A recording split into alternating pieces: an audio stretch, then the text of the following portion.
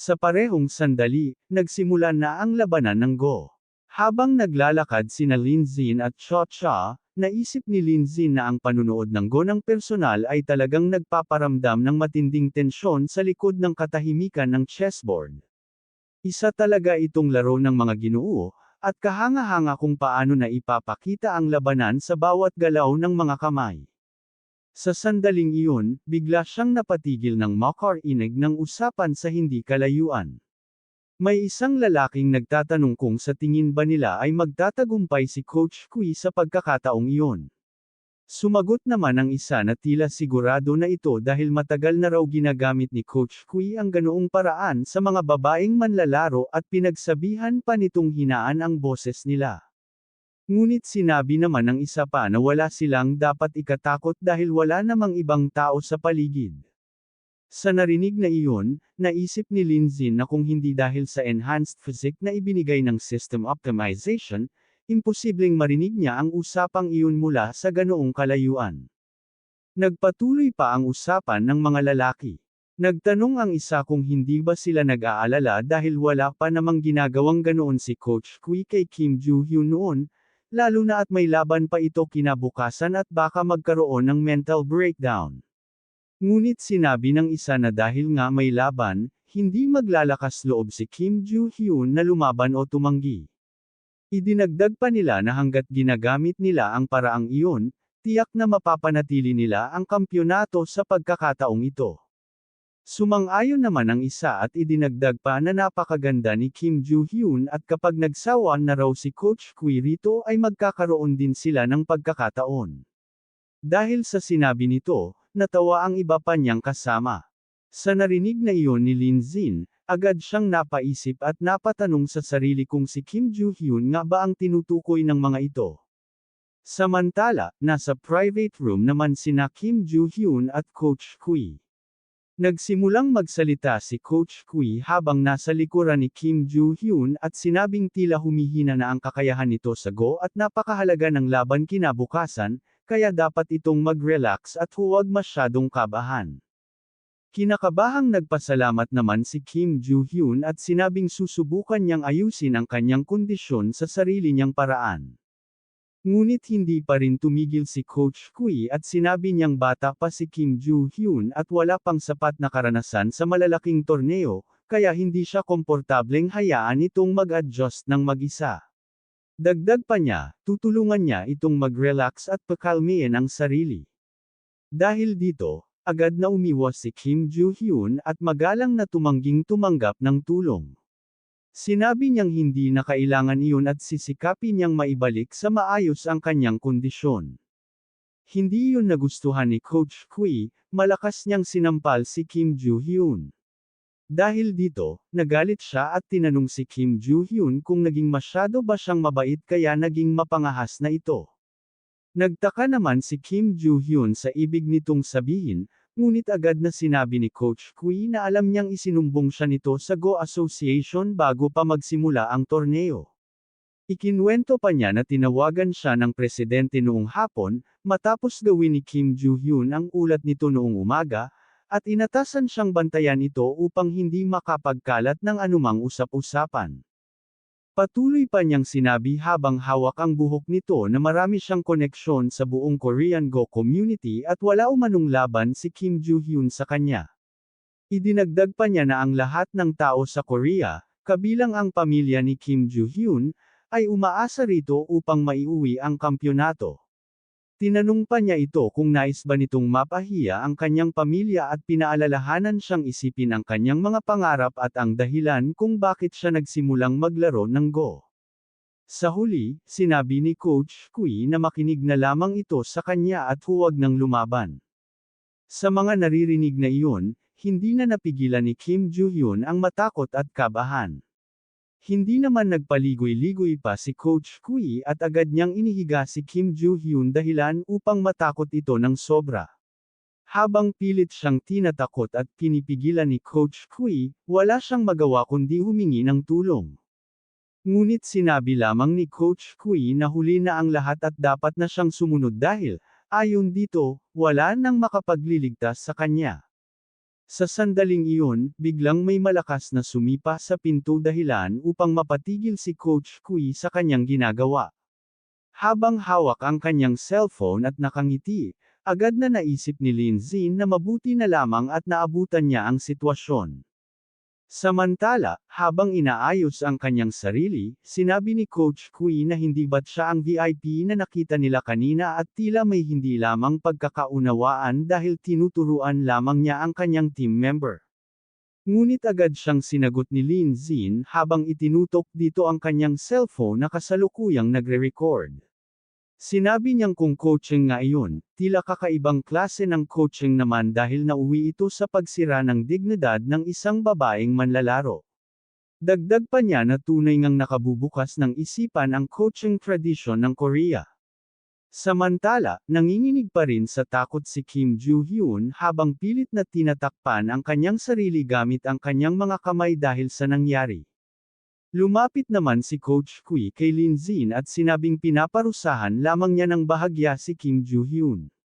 Hiniling pa niya kay Lin Zin na ihinto muna ang pagre-record upang makapag-usap sila ng pribado. Ngunit galit na galit si Lin Zin at agad niya itong sinipa sa sikmura habang sinasabing wala siyang pakialam sa mga paliwanag nito dahil malinaw ang ebidensya at nakakadiri itong manakit at mang-abuso ng babae. Hindi pa doon natapos si Lin Zin at patuloy niyang pinigilan si Coach Kui na muling makalapit kay Kim Joo-hyun, dahilan upang lalo itong mapahiya. Sa sandaling iyon, biglang hinawakan ni Kim Joo-hyun ang kanyang paa. Habang umiiyak at nanginginig pa rin sa takot, nakiusap ito kay Lin Zin na tumigil na at umalis na sila roon. Kasabay nito, bigla namang dumating ang iba pang manlalaro ni Coach Kui at agad na nagtanong kung ano ang nangyayari. Sinabi ng isa na may isang lalaking Chino na umaatake sa kanilang coach. Sinabi naman ng isa pa na ginagawa lamang daw iyon ng mga Chino dahil natatakot silang matalo sa laban kinabukasan. May isa pang nagsabi na tawagin ang mga reporter at kunan ng video ang lahat upang maipakalat ito online. Habang hawak ang kanyang katawan, sinabi ni Coach Kui sa kanyang mga manlalaro na tawagan ang seguridad at pulisya. Idinagdag pa niya na isa siyang kilalang head coach na matagal nang namumuno sa kanilang koponan at hindi niya inaasahang mapapahiya siya ng ganoon sa China. Patuloy pa niyang sinabi na habang tinuturuan niya si Kim Joo-hyun sa Go Room, bigla na lamang pumasok si Lin Zin at pinaratangan siyang may masamang balak. Sa narinig na iyon, sinabi ng isa sa mga manlalaro na natatakot lamang daw ang China na matalo sa laban kaya sinisira nila ang kanilang coaching session at sinisira ang reputasyon ng kanilang koponan. May isa namang babaeng manlalaro na nagsabi kay Kim Joo-hyun na matagal na siyang sinusuportahan ni Coach Kui kaya hindi niya ito dapat talikuran ngayon. Sumang-ayon naman ang isa pa at sinabing kailangan niyang patunayan ang pagiging inosente ng kanilang coach. Idinagdag pa ng isa na malaki ang tiwala ng coach sa kanya at hindi niya dapat bigwan ang kanilang bansa. Sa narinig na iyon, nag-alinlangan si Kim Joo-hyun at tila nais na niyang magsalita. Ngunit agad siyang pinigilan ni Lin Zin at sinabing tunay ngang kahanga-hanga ang kakayahan ng ilan na baluktutin ang katotohanan. Dagdag pa niya, hindi lamang nila binabalewala ang nangyari kay Kim Joo-hyun, kundi hinihiling pa nilang siya mismo ang magpatunay na inosente ang taong nanakot at nanakit sa kanya. Galit namang sinabi ng isa sa mga manlalaro na nagsisinungaling lamang si Lin Zin at hindi kailanman magiging ganoong klaseng tao si Coach Kui. Pagkatapos ay hinarap nila si Kim Joo-hyun at sinabing magsalita na ito. Dahil sa matinding pressure, napaiyak na lamang si Kim Joo-hyun dahil hindi na niya alam kung ano ang dapat niyang sabihin. Samantala, habang nakatingin sa kanya, may masamang ngiting sinabi si Coach Kui at pinaalalahanan siyang isipin ang mga sinabi niya kanina. Sa sandaling iyon, isa-isang bumalik sa alaala ni Kim Joo-hyun ang mahahalagang tao at mga taong nangbubuli sa kanyang buhay. Naalala niya ang kanyang sarili noong bata pa siya habang sinasabi sa kanyang ina na mahal niya ang paglalaro ng Go. Naalala rin niya ang sinabi ng kanyang lolo na huwag siyang masyadong magpaka-stress sa mga torneo. Kasunod noon, naalala niya ang mga tagahanga niyang nagsasabing kailangan niyang manalo. Naalala rin niya ang kanyang mga kasamahang manlalaro na paulit-ulit na nagsasabing isa siyang henyo at umaasa silang siya ang mag-uuwi ng kampyonato. At sa huli, muling umalingaw sa kanyang isipan ang pagbabanta ni Coach Kui, tinanong siya nito kung nais ba niyang sirain ang kanyang mga pangarap. Dahil hindi na alam ni Kim Joo-hyun ang gagawin, tuluyan na siyang napaiyak dahil sa sobrang pagkalito. Sa sandaling iyon, sinabi ni Lin Zin na kaya niya itong ilayo sa lahat ng iyon. Nagulat naman si Kim Joo-hyun sa kanyang narinig. Nagpatuloy si Lin Zin at sinabing matutulungan niya itong umalis sa national team at magsimulang muli. Ipinaliwanag niya na kung ang paglalaro ng Go ang tunay nitong pangarap, maaari naman itong tuparin saan mang lugar. Ang pinakamahalaga ay ang orihinal nitong pagmamahal sa Go at hindi nito dapat hayaang sirain ng mga kasuklam-suklam na taong iyon ang pangarap nito dahil para na rin nitong sinisira ang sarili niyang buhay. Sa narinig na iyon, labis na naantig si Kim Joo-hyun. Sa sandaling iyon, nadagdagan ng 30% ang favorability niya kay Lin Zin. Habang patuloy na tumutulo ang kanyang mga luha, muli niyang tinanong si Lin Zin kung kaya ba talaga siyang ilayo rito. Napangiti si Lin Zin at sinabing oo. Ngunit agad namang inilabas ni Coach Kui ang kontrata ni Kim Joo-hyun at sinabi kay Lin Zin na huwag itong magpanggap na isang bayani dahil kahit ang pagliligtas sa isang dalaga ay nangangailangan ng sapat na kakayahan at pera. Tinanong pa niya kung iniisip ba nitong siya si Mr. Chen. Kasabay nito, ipinakita niya ang kontrata ni Kim Joo-hyun at sinabi na kung may lakas talaga ng loob si Lin Zin, ipaswipe nito agad ang kanyang card at pupunitan niya mismo ang kontrata. Sa narinig na iyon, agad namang sinabi ng isa sa mga manlalaro ni Coach Kui na imposibleng mailayo ni Lin Zin si Kim Joo-hyun dahil ang breach of contract fee nito ay 2 bilyon, at tinanong kung kaya ba talaga niyang bayaran iyon. Idinagdag pa ng isa na kahit ang pinakamayayamang negosyante sa Korea ay mahihirapang maglabas ng ganoong kalaking halaga ng isang bagsakan, lalo na ang isang ordinaryong tao mula sa China na, ayon sa kanila, ay isang bansang mahirap. Hindi sila pinansin ni Lin Zin. Tahimik niyang inilabas ang kanyang bank card at sinabing nakalimutan niyang sabihin sa kanila na ang Mr. Chen na gusto nilang ipakilala sa kanya ay siya mismo. Pagkasabi niyon, agad niyang ipinaswipe ang kanyang card at ilang sandali lang ay inanunsyo ng swipe machine na transaction successful. Sa nakita nilang iyon, hindi napigilan ng lahat na magulat. Sinabi ng isa na imposible at hindi makapaniwalang ganoon pala kay Aman si Lin Zin. Nagtaka naman ang isa pa kung paano nakapaglabas ang isang tao mula sa China ng 2 bilyon ng parang wala lang. Nagulat naman si Coach Kui at napatanong kung siya nga ba talaga si Mr. Chen. Hindi na nagsayang ng oras si Lin Zin. Agad niyang kinuha ang kontratang hawak ni Coach Kui at sa harap ng lahat ay pinunit niya ito. Pagkatapos ay inihagis niya sa ere ang mga piraso ng kontrata at sinabi kay Kim Joo-hyun na mula sa araw na iyon ay malaya na siya. Sa nakita ni Kim Joo-hyun, hindi niya napigil ang humanga kay Lin Zin dahil napakalaki ng naitulong nito sa kanya. Sa sandaling iyon, nadagdagan pa ng 20% ang favorability niya kay Lin Zin. Agad siyang yumuko sa likuran nito at taos-pusong nagpasalamat. Pagkatapos ay itinaas ni Lin Zin ang kanyang cellphone at sinabing umalis na sila. Bago tuluyang umalis, hinarap niya si Coach Kui at sinabing mabuti pang maging mabait ito dahil marami siyang nakuhang ebidensya sa kanyang cellphone. Binalaan pa niya ito na kapag may nakita siyang anumang paninirang puri laban kay Kim Joo-hyun sa internet, alam na nito ang magiging kahihinatnan. Seryoso rin niyang sinabi na ang pinakamahalagang tandaan nito ay huwag siyang kalabanan. Sa narinig na iyon, napasandal na lamang si Coach Kui sa mesa habang hindi makapaniwalang sinabi na si Lin Zin nga pala talaga si Mr. Chen at hindi niya maisip kung paano nangyari iyon. Nagtanong naman ang isa sa kanyang mga manlalaro kung tatawagan pa ba nila ang mga reporter. Ngunit malakas itong sinampal ni Coach Kui at galit na sinabing wala nang saysay ang pagtawag sa mga reporter dahil si Lin Xin ay si Mr. Chen. Ipinaalala pa niya na si Mr. Chen ang taong mag-isang nagpabagsak sa Kamida Group ng Japan at wala siyang kakayahang makipaglaban dito. Habang hawak ang namamagang pisngi, nanginginig na tinanong ng manlalaro kung ibig bang sabihin ay tatanggapin na lamang nila ang pagkatalo.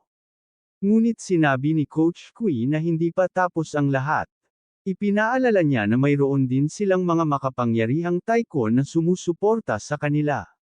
Sinabi pa niyang ang chairman ng 4-star group ay nais makilala si Mr. Chi kaya siya mismo ang nag-ayos ng pagpapakilala habang nasa China ito.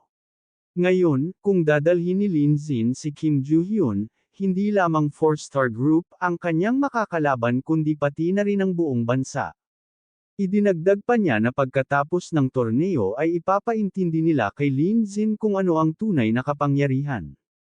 Habang hawak pa rin ang kanyang pisngi, sinabi ng manlalaro na nakaalis na si Kim Joo-hyun at paano na ang laban kinabukasan. Kalmado namang sinabi ni Coach Kui na huwag silang mag-alala dahil mayroon na siyang sariling plano. Buong kumpiyansa pa niyang idineklara na sa pagkakataong iyon, ang magiging kampyon ay dapat manggaling sa kanilang bansa. Samantala, nakasakay na sina Lin Xin at Kim Joo-hyun sa isang taxi upang makaalis na sa lugar. Habang nasa biyahe, sinabi ni Lin Xin na maaari muna itong manatili sa hotel na inihanda niya para rito at magpahinga ng ilang araw. Kalmadong nagpasalamat si Kim Joo-hyun at tinanong siya kung bakit umaabot pa siya sa ganoong punto para tulungan siya gayong wala naman siyang maibabalik na kapalit. Habang nakatanaw sa labas ng bintana ng taxi, sinabi ni Lin Xin na hindi niya kayang palampasin ang mga taong gumagamit ng maruruming paraan sa isang larong para sa mga tunay na ginoo. Ipinaliwanag pa niya na sa isang laban ay normal lamang ang pagkakaiba ng husay ng mga manlalaro, ngunit ang pinakamahalaga ay ang kanilang pagkatao. Dagdag pa niya, maaaring mukhang mabuting tao si Coach Kui sa harap ng iba, ngunit kapag walang nakakakita ay isa pala itong tunay na kasuklam-suklam na tao. Sa narinig na iyon, sinabi ni Kim Joo-hyun na marahil ay nagtataka siya kung bakit hindi niya isinumbong si Coach Kui. Ipinaliwanag niyang sinubukan na niya itong i-report noon, ngunit napakataas ng reputasyon ni Coach Kui sa Korea dahil nakapagpalabas na ito ng maraming world champions. Sa paningin ng mga tao sa Korea, isa itong ama ng mundo ng Go kaya lahat ay ipinagtatanggol ito. Dahil doon, sinabi niyang isa lamang siyang ordinaryong tao at wala siyang kapangyarihang ilantad ang kahihiyan ng Korea. Sa narinig na iyon, sinabi ni Lin Xin na kung kailangan niya ng anumang tulong ay huwag siyang mag-atubiling lumapit anumang oras. Nakangiting sinabi naman ni Kim Joo-hyun na napakalaki na ng naitulong ni Lin Xin sa kanya. Ipinaalam din niyang babalik na siya sa Korea kinabukasan at nangakong hahanap siya ng paraan upang mabayaran ang breach of contract fee na ibinayad nito para sa kanya. Pagkasabi niyon, muli siyang yumuko kay Lin Xin bilang taos-pusong pasasalamat. Sa sandaling iyon, nadagdagan ng 8% ang favorability ni Kim Joo-hyun kay Lin Xin. Kinabukasan, opisyal nang nagsimula ang Go Tournament. Sa loob ng venue, sinabi ng host na ang International Go Tournament ay umabot na sa pinakahuling yugto nito. Ipinakilala niya si Wang Jichuang, ang ace player ng Korean team, na sunod-sunod ng nananalo at tila isang mabangis na tigre na walang sinumang makapipigil. Ipinakilala rin niya si Chi Jiawen, ang batang henyo na kumakatawan sa China, na kinikilala bilang isa sa pag-asa ng Chinese Go sa hinaharap. Gayunpaman, sinabi ng host na magiging napakahirap ng laban na naghihintay sa kanya. Sa narinig na iyon, nalungkot ang mga Chinese supporters at sinabi nilang puro pang-iinsulto lamang ang ginagawa ng kabilang panig at lalo lamang nitong ipinapakita ang kanilang kababawan. Samantala, masayang nagsisigawan ang mga Korean supporters at sinasabing umuwi na lamang ang mga Chinese at magbenta ng kamote. Ilang sandali pa, inanunsyo na ng host ang naging resulta ng laban at binati si Wang Jichuang sa kanyang tagumpay. Sinabi nitong dahil sa napakahusay nitong paglalaro at lubos na dominasyon sa laban ay muli na naman itong nagwagi. Tumayo si Chi Jiawen at magalang na sinabi kay Wang Jichuang na napakalakas nitong manlalaro at tinatanggap niya ang kanyang pagkatalo, ngunit patuloy pa rin siyang magsisikap upang mas gumaling. Ngunit sa halip na tanggapin ang pakikipagkamay, mayabang na tinabig ni Wang Jichuang ang kamay ni Chi Jiawen at sinabi rito na ang isang talunan ay hindi karapat-dapat makipagkamay sa kanya. Hindi pa roon nagtapos si Wang Jichuang. Habang nakataas ang kanyang hinlalaki pababa bilang pangmamaliit kay Chi Jiawen, mayabang niyang sinabi na dati ay ipinagmamalaki ng Chinese team ang kanilang husay sa Go, ngunit ngayon ay tuluyan silang nadurog sa ilalim ng kanyang mga paa.